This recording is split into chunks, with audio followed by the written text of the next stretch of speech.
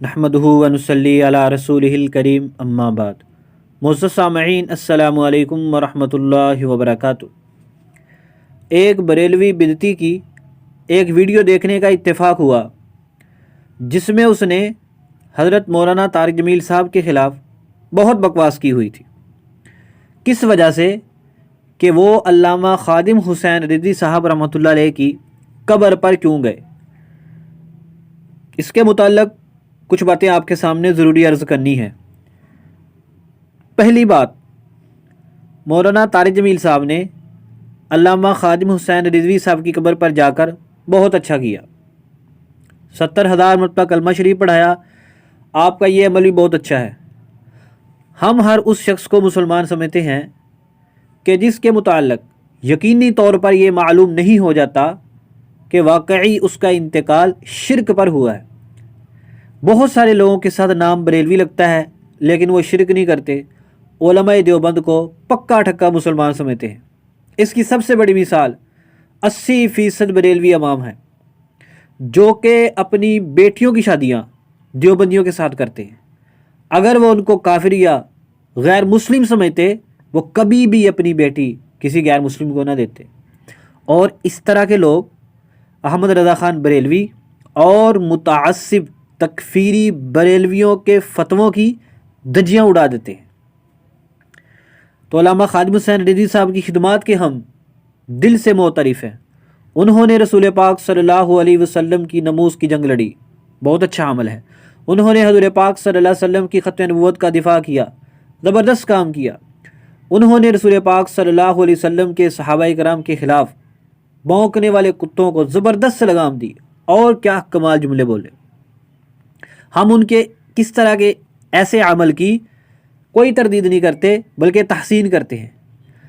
یہاں پر مسئلہ بریلوی کا، خادم حسین رضوی یا کسی اور کا نہیں ہے۔ ہمیں محبت ہے اپنے پیارے نبی سے۔ ہمارے نبی کا دفاع اگر کوئی کتا بھی کرے گا ہم اس کو بھی چومیں گے۔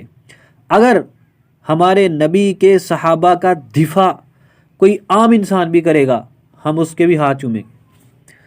ہمارے دل میں ہمارے نبی کی عزت ہے۔ ہم علامہ خادم حسین صاحب کی عزت کیوں کرتے تھے؟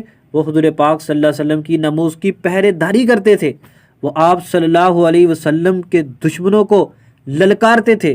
ہم اس وجہ سے ان کی عزت کرتے ہیں اور انشاءاللہ کریں گے، اور انشاءاللہ ہم اس کا اللہ پاک سے اجر لیں گے۔ مولانا طارق صاحب کا عمل بالکل درست تھا۔ اب آئیے ذرا ان بدعتیوں پر۔ اور بدعتیوں، اور بات سنو، جب آسیہ مسیح کا کیس آیا، فیصلہ آیا، تو علامہ صاحب نے دھرنا دیا، حکومت نے سختی کی، ان کے لوگوں کو گرفتار کیا۔ اس وقت کیا ہوا؟ یہ علامہ صاحب پر ایک بہت بڑی مشکل تھی، اور تمہارے بدعتی بڑے بڑے مولویوں نے، سنی تحریک کے چیئرمین نے کیا کیا تھا؟ انہوں نے تو خادم حسین رضوی صاحب سے اعلان برات کر لیا۔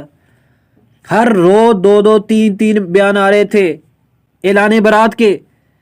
اس موقع پر جب علامہ خادم حسین رضوی صاحب کو ان کے مسلک کے اپنے جید علماء چھوڑ رہے تھے، اعلان برات کر رہے تھے، اور ان کی جماعت کے اوپر ایک مشکل وقت تھا، ان کے بندوں کو پکڑ کے جیل میں ڈال رہے تھے، ظلم و تشدد کر رہے تھے، ان کے حق میں کس نے آواز بلند کی تھی؟ بہت بڑے دیوبندی عالم مفتی محمد نعیم صاحب رحمۃ اللہ علیہ نے۔ اس وقت تمہیں یہ باتیں یاد نہیں آئی؟ آج تسی خادم حسین صاحب دے ہجلے بنے، اور تمہیں تو بات کرنے کا حق ہی نہیں ہے کوئی بھی۔ وہ حضور پاک صلی اللہ علیہ وسلم کی بات کرتے تھے، تم احمد رضا خان کی بات کرتے ہو۔ وہ حضور پاک صلی اللہ علیہ وسلم کے صحابہ کی بات کرتے تھے، اور تم اپنے مسلک کا ڈنڈورا پیٹتے ہو۔ وہ عالمی سوچ کے ساتھ بات کرتے تھے عالمی سطح پر، اور تم تو کنویں کے مینڈک ہو۔ ان کی زندگی میں ان پر مشکل وقت آیا، تم پیچھے بھاگ گئے۔ ان کا ساتھ دینے والے دیوبندی تھے۔ یہی وجہ تھی کہ اس جیل سے رہائی کے بعد علامہ صاحب نے دیوبندیوں کے خلاف، وہابیوں کے خلاف کوئی بیان نہیں دیا، بلکہ انہوں نے مولانا فضل الرحمان صاحب کے اسلام آباد والے دھرنے کی مکمل حمایت کی۔ تمہیں پتہ نہیں ہے کتنے دیوبندی علماء نے ان کے حق میں بیان دیے تھے، اور تم تو اعلان برات کر رہے تھے۔ آج تسی بنا کے بہ گئے جی وہ بریلویوں دا عالم سیکھا، نہ وہ حضور پاک صلی اللہ علیہ وسلم کا خدمتگار تھا، آپ صلی اللہ علیہ وسلم کی ناموس کے اوپر پہرا دینے والا مسلمان تھا، تسی انہوں بریلیاں کٹی جان دیں۔ اگلی یہ بات کہتا ہے، اگر یہ تارجمیل صاحب تارجمیل بھی نہیں کہتا، وہ تو خبیث تارک دلیل کہہ رہا تھا، میں تو اچھا ہی نہیں سمجھتا کہ اس کی ویڈیو یہاں چلاؤں۔ کہتا تھا کہ اگر تم ہمارے ساتھ اتحاد کرنا چاہتے ہو، خلیل احمد سہارنپوری، رشید گنگوہی نے جو اپنی کتابوں میں گستاخیاں لکھی ان کو نکالا۔ اور کون سی گستاخیاں؟ وہ تو حضور پاک صلی اللہ علیہ وسلم کی سنتوں پر جان دینے والے تھے، وہ دین کے خدمتگار تھے، وہ دین اسلام کے پہرے دار تھے، وہ انگریزوں کو ناکو چنے چبوانے والے تھے۔ جب تمہارے گدی نشین جاہل پیر انگریزوں کو تویز دیتے تھے حفاظت کے، ان کے گھوڑوں کے پاؤں چاڑتے تھے، اس وقت علماء دیوبند نے کالا پانی کی جلوں کو برداشت کیا ہے۔ تم ان کو گستاخ رسول بنا چاہتے ہو، اگر وہ گستاخ ہیں، اور تم کہاں کے عاشق ہو؟ تم باقی چھوڑو، احمد رضا خان بریلوی کی ملفوظات صفحہ نمبر 417 کی ایک عبارت کا جواب دو۔ حضور پاک صلی اللہ علیہ وسلم کے پاس ایک لڑکی لائی گئی، اس کو مرگی کا دورہ پڑتا تھا، آپ صلی اللہ علیہ وسلم نے اس کے سینے پہ ہاتھ رکھ کے جملے کہے۔ تم یہ حدیث ثابت کر دو کہ دنیا کی کس کتاب میں ہے کہ حضور پاک صلی اللہ علیہ وسلم نے اس لڑکی کے سینے پہ ہاتھ رکھ کے جملے کہے ہوں۔ جاؤ، پاکستان کے بدعتی ہوں چاہے بریلی کے ہوں، کہاں کے بھی ہوں، حوالہ لا کر دو۔ تم نے ہمیں مجبور کیا اس طرح کی سخت باتیں کرنے پر۔ پہلے کہتا ہے ہمیں اتفاق کی ضرورت نہیں ہے، اہل سنت میں اتفاق ہے۔ اور کون سا اتفاق؟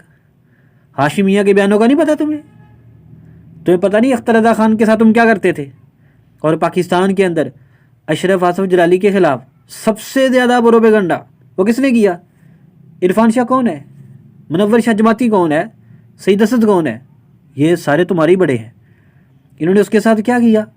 حالانکہ اس کا موقف بالکل درست تھا، لیکن تم نے اپنے رافضی جعلی تفضیلی پیروں کو خوش کرنے کے لیے اس کو جیل میں ڈلوا دیا، اور تم کہتے ہو ہمارے اندر اتفاق ہے۔ اور کیسا اتفاق ہے تمہارے اندر؟ تم تو بکھرے ہوئے پتنگ ہو، علماء دیوبند کے سامنے تمہاری کوئی حیثیت نہیں ہے، تم باتوں کے مجاہد ہو، اور ہم الحمدللہ عمل کے مجاہد ہیں۔